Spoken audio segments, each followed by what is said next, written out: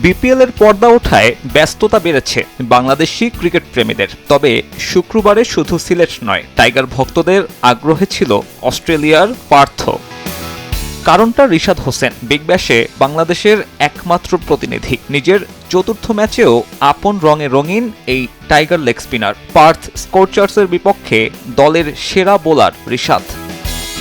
পাওয়ার প্লেতেই রিশাদকে বোলিংয়ে আনেন হারিকেন্স অধিনায়ক নাথান এলিস। ডট দিয়ে শুরু করলেও ফিন অ্যালেনের এক ছক্কায় ওই ওভারে উইকেটের দেখা পাননি রিশাদ। খরচ ৯ রান। প্রথম স্পেল শেষ করতে সপ্তম ওভারে আবারও বোলিংয়ে রিশাদ। দ্বিতীয় বলেই ব্রেক থ্রো। ফুলার লেন্থের বলে টাইমিং করতে পারেননি কুপার কনলি। ক্রিস জর্ডান তালুবন্দি করলে দ্বিতীয় উইকেট হারায় পার্থ। ২ ওভার ব্যবধানে নিজের তৃতীয় ওভার করতে আসেন রিশাদ। প্রথম বলে রান নিতে ব্যর্থ অ্যারন হার্ডি, পরের বলেই আউট। প্যাডেল সুইপ করতে গিয়ে শর্ট ফাইন লেগে আউট এই অজি ব্যাটার। ওই ওভারে রিশাদের খরচ মাত্র ৪।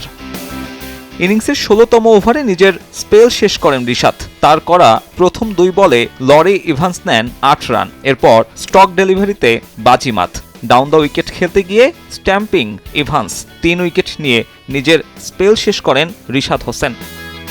তাতে বিগ ব্যাশে নিজের প্রথম ৪ ম্যাচে ৬ উইকেট রিশাদের নামের পাশে। এই ম্যাচের পর সেরা উইকেট শিকারীর তালিকায় নিজের জায়গাটা পাকাপোক্ত করলেন বাংলাদেশি লেগি। চলতি মৌসুমে ৪ নম্বরে আছেন রিশাদ। তার চেয়ে বেশি উইকেট আছে আর মাত্র ৩ জনের। ধারাবাহিকতা ধরে রাখলে শীর্ষে ওঠাটা কেবলই সময়ের ব্যাপার।